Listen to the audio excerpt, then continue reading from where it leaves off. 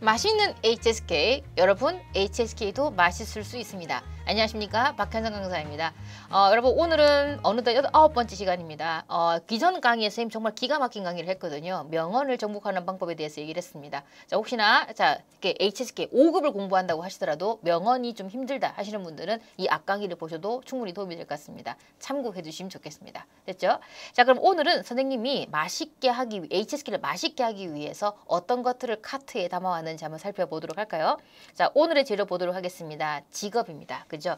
HSK는 수많은 직업들이 나오고요. 근데 또 수많은 직업이 나오긴 하지만 또 나오는 건 또 정해져 있거든요. 그래서 여러분들이 오늘 강의를 통해서 많은 걸 얻어가면 좋겠고요. 선생님이 이 짧은 강의에 꾹꾹 눌러 담았으니까 여러분들 한 번 보고, 두 번 보고, 세 번 봐서 이 관련된 문제를 모두 맞추시기 바랍니다. 됐죠? 자, 그럼 직업 관련된 표현 한번 살펴보도록 하겠습니다.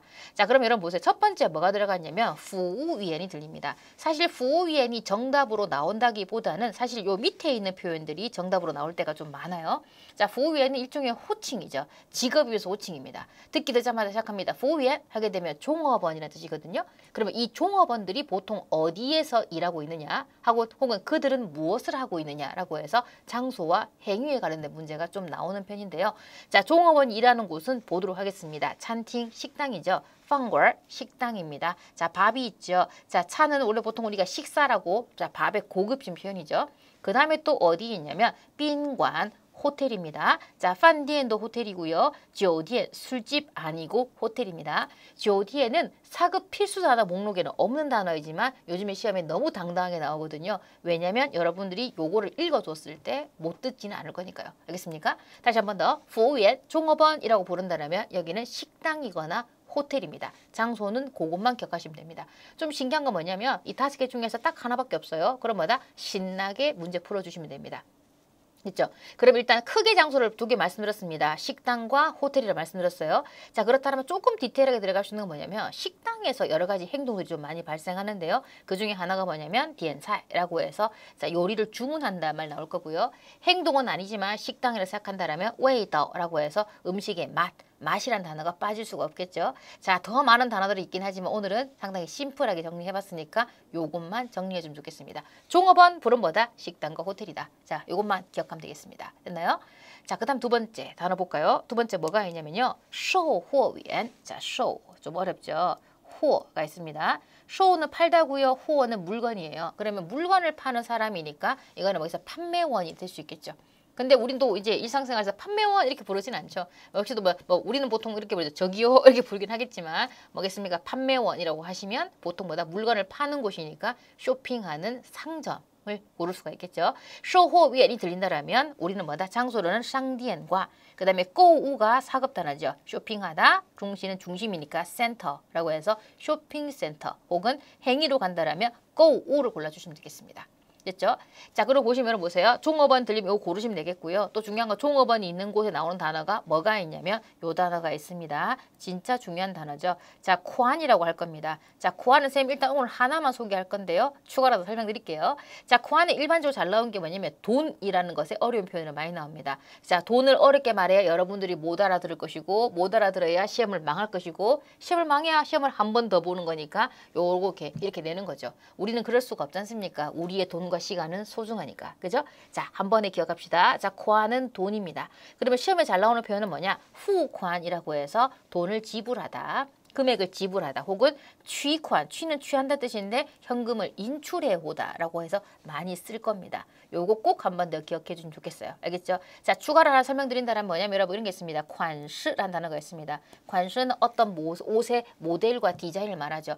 이 모델 말고 다른 모델은 없나요? 이 모델 이쁜데요? 라고 쓸 수 있거든요. 그래 보시면 관시까지도 하나 더 추가로 정리하면 좋겠습니다. 다시 한 번 더 정리하겠습니다. 쇼호위엔, 종업원이지 아니지만 판매원이라고 부른다면 여기는 쇼핑하는 곳이고 상점입니다. 상점하는 곳에는 내 마음에 드는 관시, 디자인을 골라서 자, 돈을 지불하거나 돈을 뽑아오는 행위를 해야 된다라고 하는 걸 잊어버리지 마세요. 알겠죠? 자, 이렇게 정리하고 두 번째 넘어가겠습니다. 이거 정말 중요하거든요. 시푸입니다. 시푸. 자, 여러분师傅는 참 신기한 단어 중에 하나입니다.师傅는 뭐냐면 원래 이거는 뭐냐면 뭐겠습니까? 어떤 그 고급적인 능력을 가진 기술자를 나타낼 수 있는 표현이에요. 그래서 뭐 고급 기술이라고 했지만 뭐겠습니까? 뭐 자전거를 고치는 사람이라든지 아니면 뭐 야채를 파는 아저씨라든지 뭐 부동산 아저씨 뭐 박씨 아저씨 다 될 수 있거든요. 근데 이상하게 시험에 말입니다. 师傅가 나오면 왜 이상하게 택시 기사만 나올까요? 알겠습니까? 그 비밀을 알고 싶습니다. 그래서 언젠가는 깨질 룰이겠지만 아직까지는 그 룰이 잘 살아 있습니다. 师傅라고 한다면 시험에 잘 나오는 건 택시 기사가 잘 나올 거예요. 그럼 보시면 여기에는 안 적어놨는데 선생님 적어보겠습니다. 직업으로 간다면 师傅는 호칭이네요. 그러면 직업으로 보시면 쓰지라는 기사가 나올 거고요. 그 중에 제일 잘 나오는 것은 버스 기사보다도 택시 기사가 많이 나오더라고요. 버스도 알아두시면 좋겠습니다. 일단出租车택시고요. 택시를 잡을 때 쓰는 표현 다띠, 다더 아니에요. 다띠, 다더라고 이 사람. 그죠? 선생님 눈 못 맞았을 겁니다. 다띠, 그 다음에 보세요. 다처, 그쵸? 차 앞에 다를 쓰는 건 무조건 택시다. 절대 버스 아니고 기차도 아니다. 기억하면 되겠습니다. 자, 师傅가 들린다면出租车, 그들은 택시에 있고 그들은 뭐 하고 있다? 다띠 했거나 다처해서 택시를 잡았을 것이다. 라고 기억하면 좋겠습니다.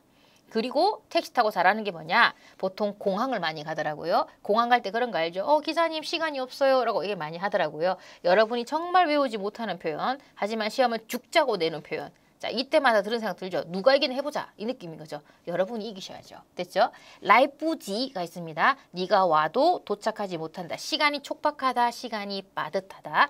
간부상, 간이라는 것은 기차나 뭐겠습니까? 비행기 시간에 맞춰간다는 뜻인데 간부상은 시간이 빠듯하다죠. 비행기 시간에 못 맞출 것 같다 할 때 쓰는 것이 간부상입니다. 그래서 택시 탔을 때 잘 나오는 말이 라이프지 간부상이란 것도 있다는 것도 정리하면 되겠습니다. 여러분 이 한 페이지가요. 양이 엄청납니다. 됐나요? 기억하면 좋겠습니다. 자, 좀 쉬운가 여러분? 다이프, 다프 아니죠? 자, 이성, 의사, 자,护士, 간호사 이런 직업은 어디에 있겠습니까? 너무 쉽죠? 병원입니다. 병원은 알지만 중국어를 모르면 말짱 꽝이죠. 자, 이위엔이라고 해서 병원이라는 장소를 연결해 두시고요. 자, 병원은 어떻게 가겠습니까? 아파야 가겠죠. 그래서 뭐다? 疼, 아파요. 난쇼, 몸이 아파서 괴로워요. 아프다는 행위, 아프다는 그런 상태 꼭 기억해 두시고요. 자, 아픈 것은 보통 어떻게 한다? 감마오, 감기와 커소라고 해서 커소는 기침하다죠. 기침하다 정리해 주시고요. 왠지 불편하게 생겼죠. 외우기 싫게 생겼죠. 근데 죽자고 나옵니다. 커서 콜록콜록 기침. 그럼 어떻게 한다? 다전이라고 해서 주사 맞아야 됩니다. 자, 그렇게 해서 의사와 간호사가 나오면 병원이고 아프고, 그죠? 아픈 증상 중에 하나는 감마오, 거소, 감기와 기침. 그래서 다전 주사 맞는 것까지 정리해 두시면 좋겠습니다. 이 한 페이지 여러분 마음에 드시죠? 그죠? 다 캡처해 두시기 바랍니다. 돌려가지고 쌤 필기 하나 화면 알죠? 캡처, 캡처, 캡처. 저도 캡처 당하겠네요. 그죠? 자, 이렇게 보통 기억하면 좋겠습니다. 됐나요? 자, 방동입니다. 정말 시험 잘 나와요. 방동이 뭐냐면 집주인이에요. 그럼 집주인이랑 뭘 하겠습니까? 저는 세를 얻고 싶습니다. 그리고 저기 주인 집주인한테 하는 말이 집세가 어쩌고 이런 말 쓸 수 있겠죠. 자, 주방입니다. 자, 주방이라는 말은 조심해야 되게 뜻이 두 가지가 있어요. 첫 번째는 두 가지 행위입니다. 집을 세를 얻는다가 될 수 있고요. 나중에 집에 세를 주다가 될 수 있습니다. 그땐 뒤에 나오는 추취라든지 뭐 이런 거 잘 보셔야 되긴 하겠지만 자, 집에 세를 얻다. 주진이 진이 돈이거든요. 그래서 이게 뭐다? 월세, 임대료가 될 수 있겠죠. 보통 임대료는 우리나라처럼 전세 개념 없으니까 뭐 월세라고 번역하는 것도 괜찮을 것 같습니다. 월세 혹은 임대료. 그렇죠? 집주인이 나오게 되면 알겠죠? 자, 세를 얻다와 임대료가 같이 나오더라. 이건 당연하죠. 그죠? 근데 이렇게 연결을 못했던 것 뿐입니다. 왜냐면 대부분 단어장은 A, B, C 순서니까요. 알겠습니까? 이렇게 정리하고 가겠습니다. 자, 마지막입니다. 보겠습니다. 다오요가 있습니다. 여행을 다오 이끌어주는 자. 다오가 이끌답니다. 여행을 이끌어주는 자. 이런 말 쓰죠. 보겠습니까? 이쪽으로 오세요. 보겠습니까? 우리 가이드님 참 친절하셔. 그죠? 가이드입니다. 그죠? 자, 그러면 가이드란 직업이 있는데 이 가이드란 사람이 어떤 말을 많이 하냐면 그런 거죠. 여러분 여기로 모여주세요 라는 말 쓸 거고요. 여러분 여기 구경하실까요? 라는 말을 많이 쓰겠죠. 자, 그럼 보시면 자, 이거부터 거꾸로 가보겠습니다. 지허라고 해서 집합하답니다. 여기 집합하겠습니다. 여기 모이겠습니다. 모여서 우리 참관하러 갑시다. 관람하러 갑시다. 이런 말을 많이 쓸 겁니다. 일상생활에 집합하라, 참관하는 말을 하는 사람은 많지만 자, 실제 HSK 시험에서는 이 얘기를 한 사람은 거의 대부분이 가이드더라. 이것만 잘 기억해 주시면 좋겠습니다. 추가로 하나 더 있겠네요. 가끔씩 가이드도 호텔을 언급하긴 하겠네요. 알겠죠? 하지만 요 두 가지만 기억해도 충분하다. 기억하시면 되겠습니다. 됐죠? 단어 정리 많이 했습니다. 자, 오늘 강의에 들으시면 여러분 점수 진짜 많이 올라갈 겁니다. 됐나요? 자, 그럼 저희가 문제를 풀어볼 겁니다. 자, 보시면 위에 듣기 문제가 들어가 있는데 보세요, 여러분. 시푸가 들렸다는 얘기죠. 그죠? 아, 깜빡했죠? 문제부터 보셔야죠.地铁, 지하철, 公交车, 이게 버스죠. 医院, 병원이고요. 出租车, 택시입니다. 자, 보시면 다 뭐다? 교통수단이 3개가 있고 병원도 장소죠. 다 합치면 결국 장소입니다. 나중에 여러분들이 실력이 늘면 ABCD만 보아도 아, 얘는 장소를 묻는 문제겠구나. 얘는 직업을 묻는 문제겠구나. 이런 느낌이 올 겁니다. 언젠가는요. 알겠죠? 오늘은 아닐 수 있습니다. 자, 이렇게 드립니다. 시푸 맞죠? 선생님 말씀드렸죠. 시푸가 들리면 대부분은 뭐가 나온다? 택시 기사가 나오더라. 하지만 혹시나 모르니까 우리는 공交车까지 염두에 두자고요. 왜냐면 요즘에 버스가 스물스물 나오기 시작했습니다. 좀만 들어볼까요? 취지场, 공항 갑시다. 택시인 것 같아요. 마판이 번거롭겠지만 죄송합니다만 카이 콰이절, 카이 운전하다죠. 콰이 좀만 더 빨리 운전해 주시기 바랍니다. 됐나요? 버스 기사한테 이렇게 말 못하죠. 그죠? 답은 결정된 것 같습니다. 좀만 더 갈게요. 什么这么着急? 이렇게 급하신가요? 几点的飞机? 몇 시 비행기죠? 9点的航班, 9시의 항편입니다. 항공편입니다. 不用担心, 걱정하지 마시기 바랍니다. 应该来得及. 아까 저희가 라이프지를 봤었죠. 라이프지는 시간이 빠듯하다였고, 자, 이 더자는 가능을 나타내죠. 자, 당신이 온다 그러면 도착할 수 있다라고 해서 마땅히 시간은 뭐겠습니까? 시간은 여유가 있을 겁니다라고 생각하면 되겠습니다. 시간 됩니다. 걱정하지 마시기 바랍니다. 됐죠? 질문입니다. 他们最可能在哪? 그들은 아마도 어디에 있을까요? 확실한 건 병원은 아닙니다. 됐죠? 자, 여러분들 뭐냐면 실프 들리면 B하고 D가 후보였지만 공항을 간다라고 생각했을 때는 최종적 정답은 투주처 골라주셔야 됩니다. 알겠습니까? 자, 이렇게 풀면 재밌거든요. 그죠? 자, 뭐다? 일이 아니라 하나의 퀴즈처럼 볼 수 있는 겁니다. 알겠습니까? 문제와 퀴즈 한 끗 차이죠. 그죠? 자, 이렇게 문제 풀고 넘어가시면 됩니다. 자, 보겠습니다. 酒店 호텔이죠. 장소는요. 지장, 공항, 장소죠. 병원이고요. 教室, 교실입니다. 자, 특정한 장소에서는 특정한 직업과 호칭이 나오더라. 자, 들어보겠습니다. 您先坐这儿等一下. 자, 먼저 여기 앉으셔서 等一下, 기다려주세요. 我去叫护士来给你打针. 끝났어요. 그죠? 我去叫护士来给你打针. 간호사 불러서 당신의 주사를 놓으라고 하겠습니다. 간호사와 주사가 있는 곳은 당연히 병원이겠죠. 됐습니까? 好的,谢谢你. 좋습니다. 감사합니다. 他们最可能, 자, 最可能在哪? 그들은 어디에 있을 가능성이 크겠습니까? 간호사와 주사는 병원으로 모이도록 대동단계를 하도록 하겠습니다. 알겠습니까? 쉽죠, 여러분? 됐나요? 이렇게 보시면 되는 겁니다.